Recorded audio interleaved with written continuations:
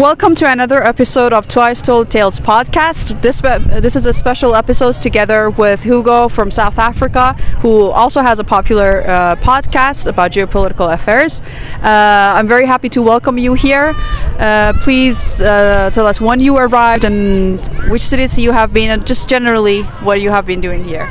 Yeah, so hello, thank you for having me here. People can see I'm in Isfahan at the moment, and it doesn't look that scary outside. But yeah, so just background about myself. I'm South African, structural engineer, actually specialize in nuclear power, so that adds more layer to complexity of Iran. And my wife happens to be Iranian, so we are visiting family at the moment. I've been here for now 1 month. I'm going home in 2 days' time, so it's been a nice experience. It's my second time to Iran. I was here 2 years ago. Basically, we visited mainly family in Isfahan, and then we went on a trip across Iran. So we've been to Bushehr, we've been to Shiraz, we've been to Zanjan, we've been to Ramsar, where I saw the most radioactive person in the world, and then we've been to Tehran a little bit, and then we came back. Sort of a round trip to Isfahan. Now we're flying back home. So yeah, there's the purpose, I suppose, of this podcast, just to give the listeners an impression of Iran, because as you would probably know better than me, Iran is not really well represented in the media at the moment, and the idea is just to sort of tell people what I experience over here. Yeah, great.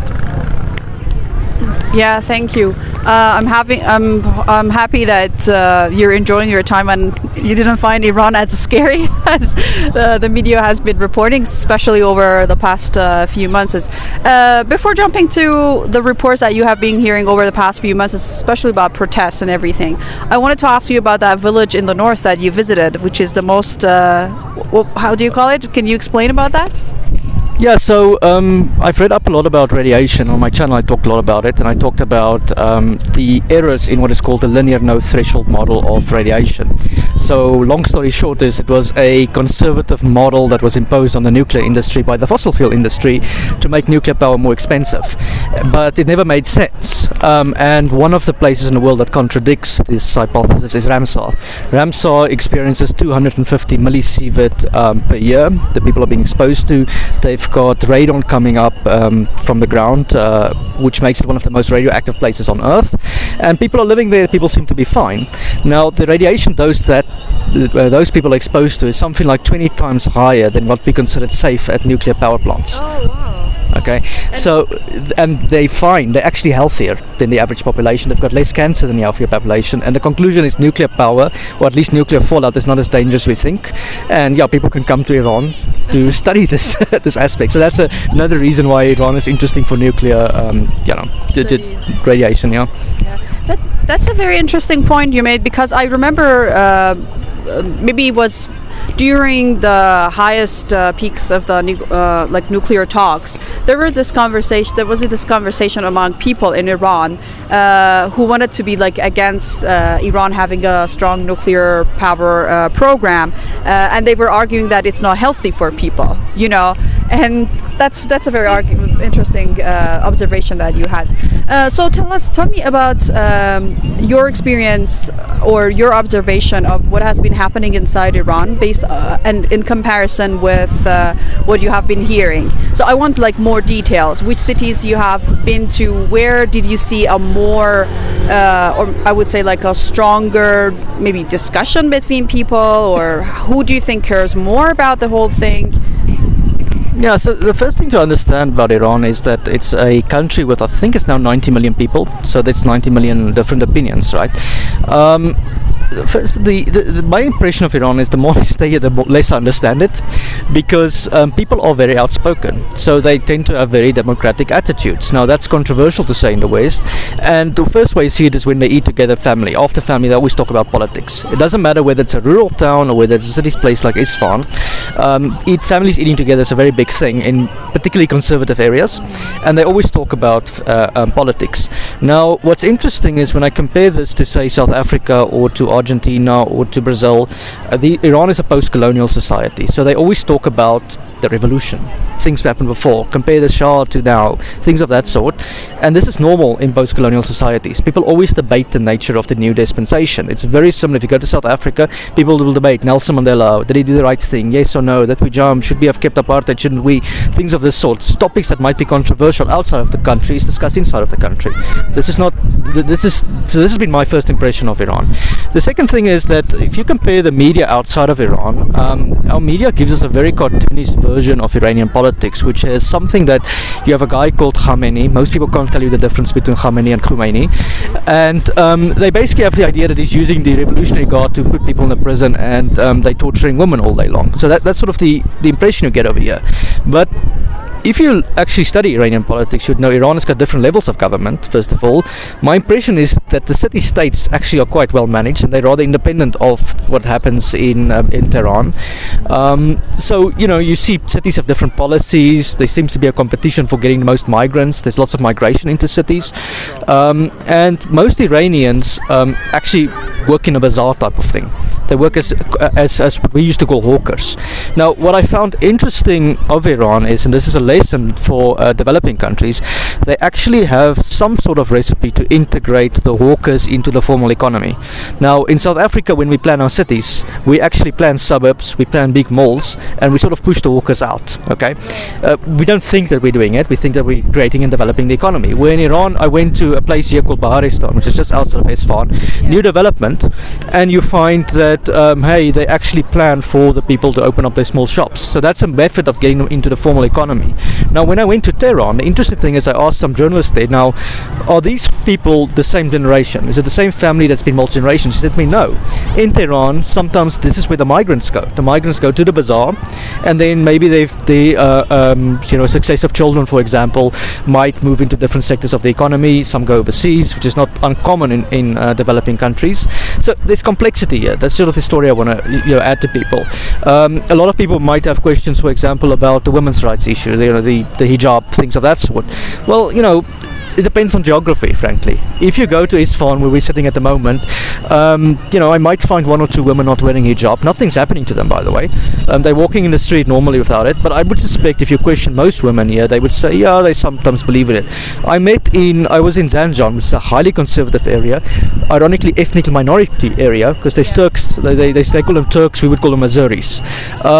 If you speak to the people there, some of them are highly against the government. And then I asked the woman, but do you support the hijab? She's like, yes, because my mother wore it. I support it because this is tradition. So, saying that women protest for these things is a sign of them hating their government or loving their government. I think these are very simplistic narratives being imposed on us. Exactly. Yeah, that's a very good point you made. I think the most important problem, I would say, with Western coverage of Iran is this monolithic coverage that they give. That there is everyone is thinking the same way. They have the same idea about the government, about the revolution, about hijab and everything else. I also wanted to ask you, did you feel like there were many women, or when was the last time you traveled before? So, 2 years ago, I was here. If I compare it to 2 years ago, it's sort of, they were already women not wearing hijab back then. And I would find, that time I also traveled a little bit less than now. So that time I was in Zanjan, Isfahan, and also Caspian Sea. Again, north of the Alpros Mountain, women are almost not wearing the hijab, okay? Tehran, it's interesting. In the north of Tehran, they're not wearing it. In the south, they are wearing it, okay? Zanjan is as conservative back then as it's now, and I would argue Isfahan is pretty much as conservative as it is now. So has there been change? Probably. I asked some opinion around. Some women say yes, it's a little bit more. Some very radical people have told me the government will never be the same again, the things have changed. And then I speak to other people and they say, well, it's not that simple. So for example, I went to rural Bushehr. So you have Bushehr city and you also have the province. I go into those provincial areas, I don't see any women, I don't even see a woman wearing a hijab sometimes. They're all wearing chador, okay? Right. Highly religious areas. So, to get a sense of it, I think a lot of it is geographic based. I think a lot of it depends on class, frankly. A lot of it depends on, class is a very important issue here, because if you go to the north of Tehran, it's a very rich area. I can't afford any of those houses. And ironically, some of the women there, you can say, violate quote unquote the rules, tend to be members of the family or the elites of governments. Okay, so you have this weird situation where the people making the rules, it's sometimes their families violating it the most, but the larger population might actually support these rules. Exactly. Yeah, that's true. I remember back in 2009 also we would see a lot of the coverage of what was happening inside Iran was mainly North Tehran and portraying that as happening everywhere in Iran. And that's what happens a lot. Like like the Western media mainly they choose one group of people and they try to portray them as representing the entire Iranian society, and which is obviously not the case in Iran and not the case in anywhere else in the world. Like there is no society that is absolutely monolithic, and especially when there is some sort of democratic operation inside a country, you see people practicing their different beliefs and religions and different levels of practicing that religion actually. So what about the protest? Did you get a chance to talk to people about the protest that happened, and what is your observation on that? Well, again, opinions vary on that. I've spoken to people, so again, a lot of it comes down to class to me. I've spoken to people who work at universities. Some of them tend to be more westernized in their thinking, if you will. Interesting, what came up a lot about them is people, they made an observation, which is they said a few years ago, maybe around the Green Revolution or so, there were more than one view in the newspaper, conservative reformist view, and some people say they're hearing less reformist views. That's what I got from university people. Okay, that is sort of a support, you can say, for the protest in a certain sense. Spoke to people there in Rasht, for example. I asked some of the people there, do they support it? Yeah, they definitely support the protest. Some people want to leave the country, for example. Get you to Isfahan and something, some people don't even know there's a protest happening. Okay, really, this is shocking. I go to this the bazaars, and I speak to people here, which is, again, the majority of people in Iran work as traders. I think they're very neutral about the protest. They happen, so what? If it doesn't happen, it's about my business. What most people actually care about, and it's just constant, is inflation. I speak to every single person here. They would tell me, a lot of richer people would tell me, look, I tried to build some extra part into my new house. I can't afford it now. Now I have to borrow money from my family members. That has been, the constant theme is inflation. The women's issue, yeah, some people have said it. I've spoken to some women, again, who said they would like to have a little bit more freedom, individual freedom. There is some of that. But is that representative of the entire society? I'm very skeptical of that, because when I asked women, like, so where does the pressure come from? Okay, why do you wear it? Almost all of them tell me it's because of my mother. Okay, because of the family. They don't tell me the family, mothers in particular. Okay, and then you say, okay, now have you spoken to your mother and things about this? And they said, well, it's not a big deal. Some of them say that. Okay, so some of them don't see it as oppressive, which is something that has to be communicated as well. I don't think it's for me to really tell women what to wear. I think they're going to be very angry at me for doing that. For the record, my wife wears it in Paris. Sometimes she doesn't. It varies. And then you speak to some women, they say, when I'm at home with my family, I will wear the hijab. Sometimes even chador when they pray. It's Ramadan now. And they say when I go out with my friends at night, it might be something totally different. So again, the opinions are not.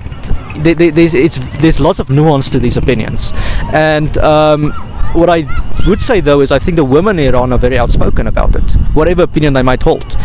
And this again stands in contrast to what we've been told, which is that the women keep quiet and the men are making all the rules over here. I found this remarkable even in rural areas, where if you travel through rural Africa, for example, sometimes the women are not allowed to speak. Okay, in some of the villages, highly conservative areas. It's changing in some areas though, but when you find in Iran, no, there is division of labor. There is a role for women. Yes, some of them have children and they are in the kitchen and things of that sort, but don't think they keep quiet to their husbands. It's especially in those areas, they're telling me, you need to go work, you need to go do this. They boss them around. So I'm very skeptical of what I've been told. Yeah, that's a very interesting observation. Thank you for that. Yeah, that's true. I mean, this is something that I was not realizing as someone who has been, I was born here and raised here, how women are so outspoken and sometimes bossy in the family. And even in some Western countries, you don't really see that. Some family roles are different, and maybe there's more equality in some terms, but again, those nuances are very important to take into account. So what else do you think we need to talk about? Well, I would say there's a few interesting things that I would like to mention is I think because Iran is now applying for BRICS, Brazil, Russia, India, China, South Africa thing. I think Iran can present what they did to try and defeat rural poverty. I found that quite impressive. If you travel through the countryside here, there's almost full electrification in rural villages. Again, this is not the case in African societies. There's full internet coverage in most of the areas. This is not even the case in most Western societies. Okay, so they have had a recipe to try and address rural poverty. There's still a lot of poverty in Iran, that is true. But Iran, in my sense, is a developing country. It is not a poor third world country. It's something in between. It's got a GDP, I think, the size of Italy. GDP per capita is half of South Africa, so you can put them in that ballpark. So I've tried to say that there has been a lesson of development, and if people are overtly critical against the Iranian government for whatever reason they might hold, they miss the good things that has happened here as well, because again, the society is not monolith, and the structures of government is not monolith. There are democratic aspects in Iranian society, and there are definitely autocratic aspects. Okay, what I would like to see personally is, I think many people would say, a little bit more personal freedom of this way. Some people say I can't criticize the government that much. Fine, you can work towards those things diplomatically, but I think we must be very skeptical of especially the war narrative that we've been proposed all the time, which is Iran is this hostile rogue state that the only solution towards is to bomb them, basically. Exactly. Yeah, exactly. I don't know if you saw this recent interview on Iran International, which is, we know it's a Saudi-funded and the craziest propaganda channel that I have ever seen. And it's because it runs in Persian, they can get away with a lot of things that they mention. And just recently, I saw an interview on this channel that they were mentioning that the U.S. is saying that the sanctions are not working, and the next step that the U.S. has to take, like being very explicit about that, is to attack Iran's nuclear facilities. So far they were trying to kind of be hide it or present it as something like not very outward, but now they're just talking about it out open, and they're totally disregarding what would happen to people. So I wanted to also ask you about the sanctions and effect of sanctions. Do you feel the effects of sanctions? Do you see a difference between what you're observing now and 2 years ago? Well, the people tell me inflation is worse. Okay, personally, they tell me. Do I see a big effect around me? Not really, because there's a lot of sanction busters in Iran. I've realized a lot of products come in here, so you can find Xboxes, PlayStations, anything on these bazaars. They're a little bit highly priced, though. I would say that. The sanctions. I don't really know what to make of it, because Iran, as I understand, manufactures a lot of things domestically. That's been the response to sanctions, and that has sort of buffered the economy a little bit. But certainly the inflation's a big issue, and the other issue is remittances. Iranians outside of the country cannot send money back to their family, and this is a big issue for funerals or things of this sort, that they need money for humanitarian stuff, if you will, to help their family. But on an everyday life, prices have definitely gone up. When I speak to people personally, they say they have had to adapt, they had to do things around it, but I found that these bazaar traders are incredible entrepreneurs. They're really capable of working their way around the sanctions. Just to comment a little bit on the nuclear issue, which I think is important, I think it's important to highlight that the supreme leader in Iran has issued a fatwa against nuclear weapons, and that is highly debated in Iran. Whenever you speak about it, they speak about that fatwa. That is never mentioned in the Western media. It is presumed that Iran has a nuclear weapons program. I did an interview with Gareth Porter, I think you spoke to him as well, about the history of this program, and there's a lot of deception going on about it. Iran, as far as I understand, has a deterrence capability, so they have the ability to ramp up nuclear to make a bomb, but they haven't pursued that goal yet. So again, this is not being accurately represented because of this war lobby, and in terms of the propaganda, what is increasingly clear to me is that the Iranian diaspora, especially those who appear on TV, are entirely detached from the ordinary Iranians. Many of them have had links to the Shah, or they call him the Crown Prince, and they want him back. Now, I can assure you, I've traveled to the Shah's 2 palaces, one in Ramsar and one in Golestan in Tehran. Nobody wants him back. Okay, that's like unanimous over here. Many people, even those against this government, would say, well, if he was so popular, why did they have a revolution? Okay, which is kind of obvious. And if you look at the size of his palace, it becomes quite clear why there was a revolution. So, that opinion is still being represented in Western media as if it was a great time. Now, I've looked at the statistics. During the Shah, only 30% of Iranians could read and write. Today, among younger generations, 100% universal education. So it's just not true that the country was as developed. And I think, if there's one, story that needs to be exposed, is that story has got no legitimacy. Exactly. Yeah, what we see from pictures of development before the revolution and after the revolution is only beaches where before the revolution there used to be women in bikinis, but now they don't have it, and that's the only picture that they can offer to show that Iran was more developed before. And it's not only the Pahlavis and the monarchs that are influencing those Iranian diaspora. It's also the MEK, which is hated by Iranians of any political, religious inclinations. But they're working very hard to rebrand the group, and they're not using the same names, and that's how they can shape. Because if you mention that they are from the MEK, or if they appear next to these people, nobody's going to accept the political positions. So, what is your observation on that? Well, I mean, MEK stays in Paris, where I am. They've got their little shop there I think it's the east of Paris, if I'm not mistaken. Well, I went when I was in Bushir in the countryside. This subject came up. I didn't bring it up. The person talking came up, and the one person said to me he was there during the revolution.